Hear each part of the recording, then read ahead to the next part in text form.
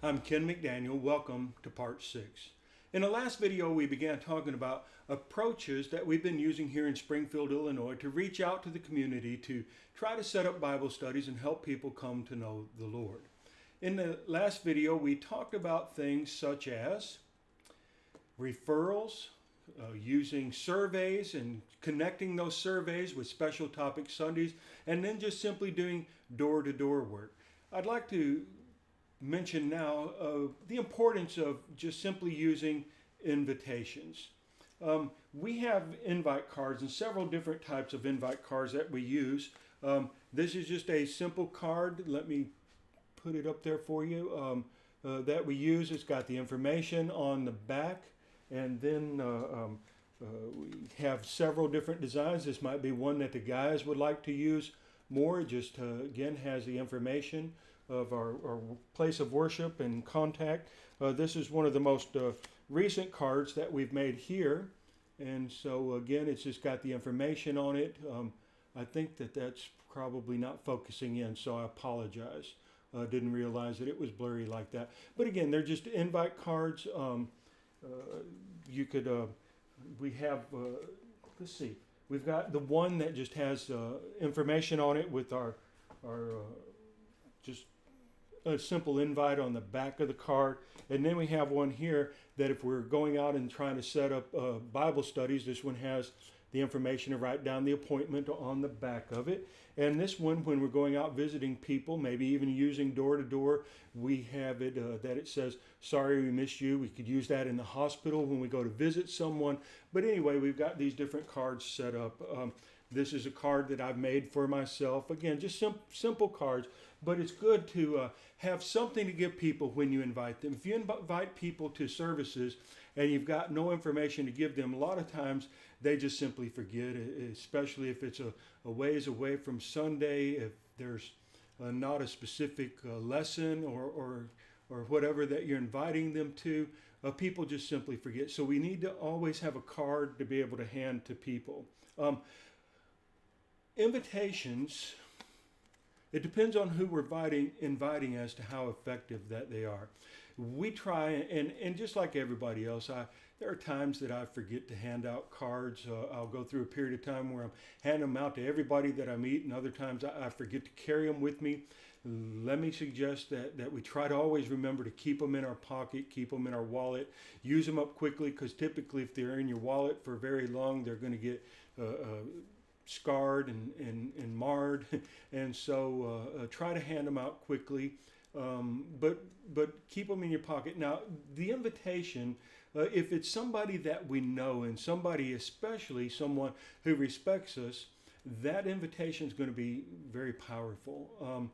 One of the main things that's essential for us to be effective in evangelism is having credibility.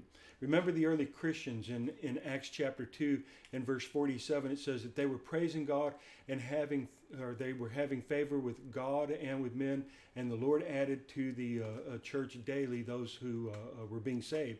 And so it says that the people respected them. It mentions that, I think, in chapter 5 again, that the people held them in high respect, though no one dared join them. So we need to have credibility. So when you invite someone that you've got credibility with, there's a lot better chance that that person is going to come. And when you couple that with the special topic that might be of interest to them, or small group Bible study that we'll talk about in just a moment, that's going to be more effective. But that doesn't mean not to invite other people. We hand out cards to waitresses, to people, the cashier at Walmart, to people that we meet walking down the street. I'll be walking down the street here in Springfield and pass up someone, and typically I'll say something spiritual to see if they are of a spiritual mindset. I'll say something like, the Lord's blessed us with the beautiful day. Now, if it's an atheist, they're not going to respond very well to that. But if it's somebody that believes in God, especially if it's somebody that reads the Bible, they'll respond by saying, yes, he has. And so I like to use greetings such as that to kind of gauge and find out if somebody is spiritually minded or if they might be interested. And so we need to hand out invite cards to everybody that we meet. You just never know. I like to illustrate it this way. It's like going fishing. You may fish a pond or a lake somewhere that you know, and you know where the bed is, the fish bed. It may be all the way across the lake. You got to take your boat across the other side, but you know that over by that fallen tree, that's a good fishing spot there. Well, as you're making your way over, a lot of times what we'll do is we'll throw out a lure and we'll fish on the way over to the fishing spot. Chances are we're not going to catch anything, but sometimes we do. And so handing out an invite card to a stranger, you don't have any credibility with them. They don't know you, but you never know. It might be that they've been praying to God to help them change their life, to help them to find a church that they would fit in at. And so you just never know. Invite everybody, but those that are especially effective are the ones that we have credibility with, that they respect us. And so invite cards are important. Now, again, with the invite, so we have used small group Bible studies. And so we just pick a topic. We try to pick topics that are relevant to the community. We have Bible studies that are for the assemblies and that they are for Christians to help us grow in our knowledge and in our understanding. But we also have Bible studies that we try to gear toward the community. And we'll try to use topics that we think they will find interesting, such as what is a Christian? Can we trust the Bible? One that really kind of surprised me, I had found some material on David Padfield's website, padfield.com, I think it is. And I don't remember the brother. I apologize if he happens to watch this video. But the title of the material was something about how to defeat Satan. I can't even remember the title now, but it was about fighting against the devil, resisting the devil. And we kept advertising that on Facebook and on our meetup that we'll talk about in just a moment. And during that 13-week period, we had 14 visitors from the community that came, and they came because they liked the material that we were teaching. And so small group Bible studies are good. And so we typically would make a card similar to this. You can make it any design, any way that you want. But we'd have that small group study either in someone's home or at a restaurant, some place that was neutral. And the reason being is that if you're advertising in the community, again, the most effective is to get people come to the Bible study, just a handful from the congregation. I'll explain in a moment. And then they invite their relatives, their friends, so on. And that's typically pretty effective. But if you're doing wide-scale advertising out in the community, if you have it in an individual's home, people are a little more hesitant to come to that. You can typically rent a conference room in a hotel for $50 a night. Just talk to the manager, tell them what you're doing. If they don't have it rented, there's a good chance they'll give it to you for $50. You have it in the church building, and they're going to, a lot of people in the community are going to shy away from that. So we found that a neutral place is more effective, and try to pick up topics that are going to interest people in the community.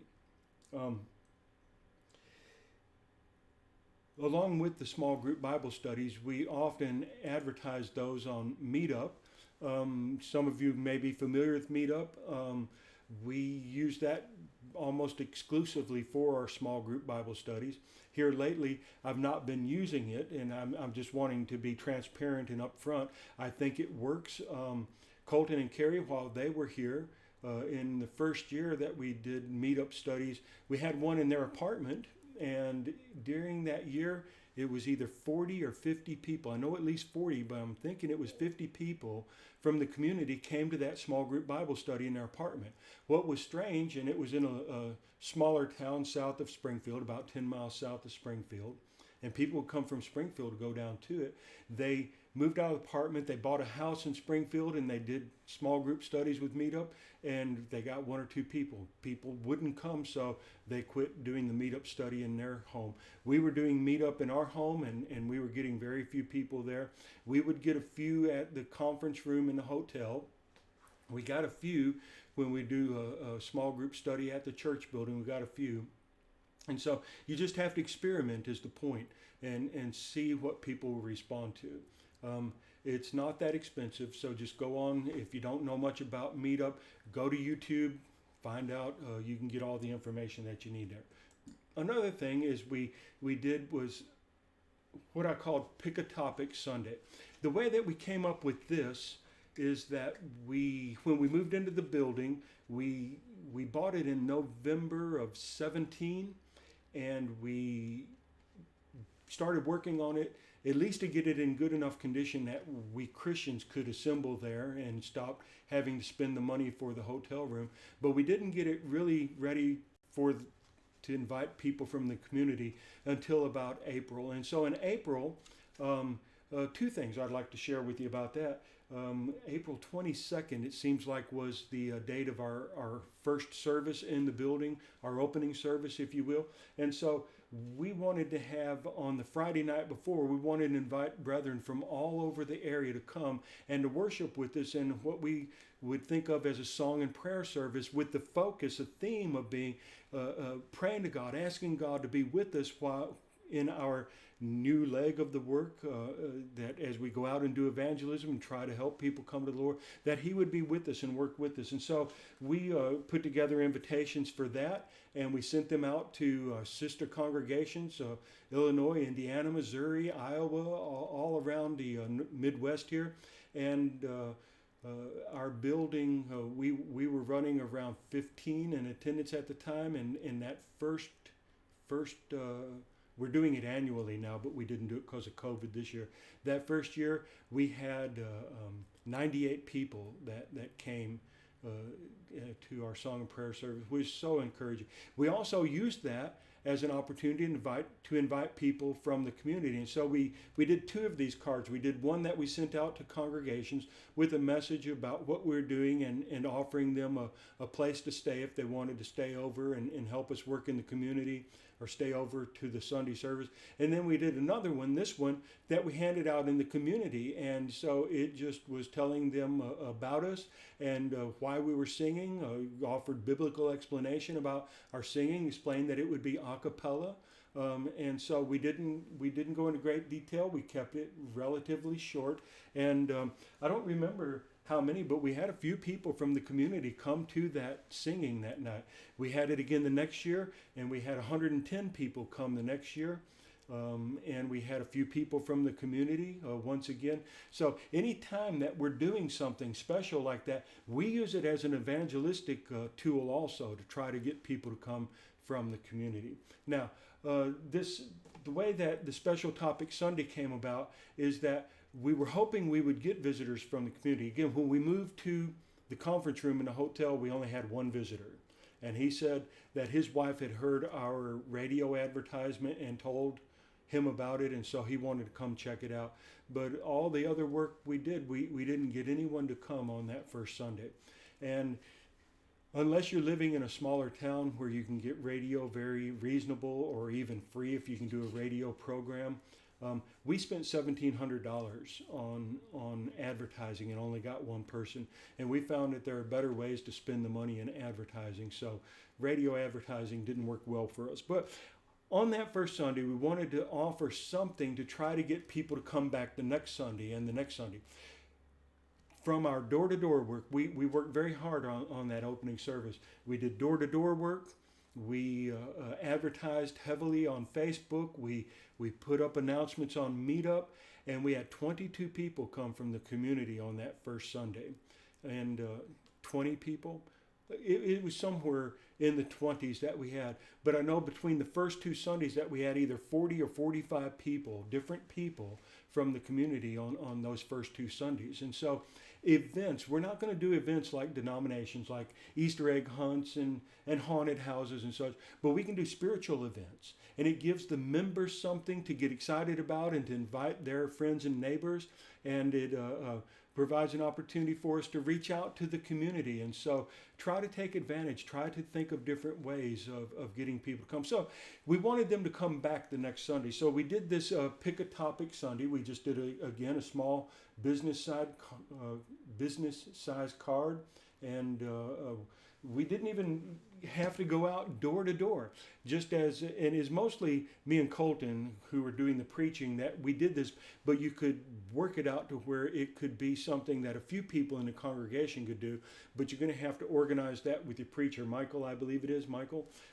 Organize that with your preacher. And so we did this all summer long. We had 13 lessons of Pick a Topic Sunday. So the idea is when we would meet someone, we would tell them about what we're doing. And so instead of us choosing what needed to be preached, we were going to offer a while that the community could pick what we were going to preach about. We know that people have questions. And so the first one that I invited, we went through the car wash, and the fellow that was working there, I told him who I was, what we're doing, and I said, what would you like to hear a lesson on? And he said, I'd like to hear a lesson about the Bible. And I thought, well, that's kind of generic. I said, what would you like to hear about the Bible? And he said, how we got it. Where did it come from? How did we get the Bible?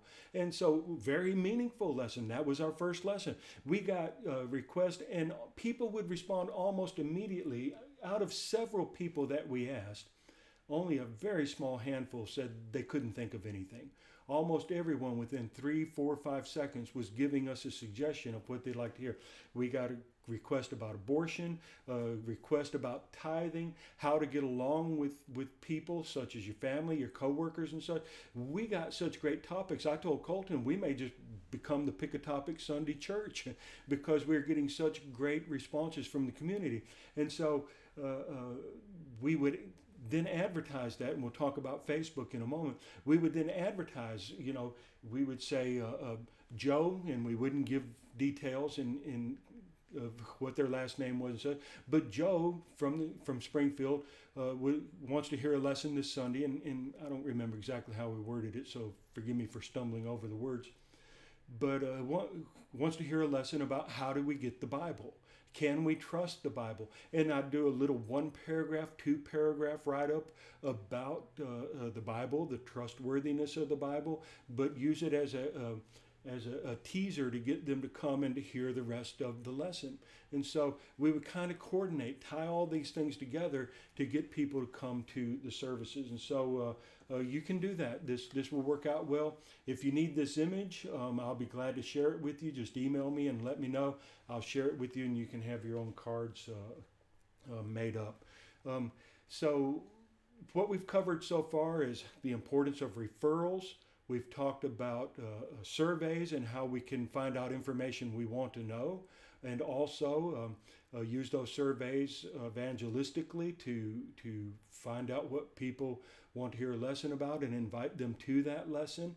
We talked about special topic Sundays. We've talked about door-to-door work and how that door-to-door work is effective. Just do some research online about door-to-door work. You're going to find out, and we found out here, people do respond to it. I find it quite enjoyable, to tell you the truth. So don't discount door-to-door work. Jesus didn't say, wait for people to come to our congregation. He said, go. And that's one of the ways that we can go out into our community. Be friendly, be considerate. I'd be glad to share some details about door-to-door work. If you'd like to know some specifics, just let me know, and I'll provide that information for you. We talked about using invitations just simply to everybody that we meet to get them to come to services. We talked about small group Bible studies. We talked about incorporating meetup, and we've talked about Pick a Topic Sunday. In our next video, and I thought that I would devote one whole video to this, we're going to talk about Facebook and using that to reach out to the community. So thank you for your interest.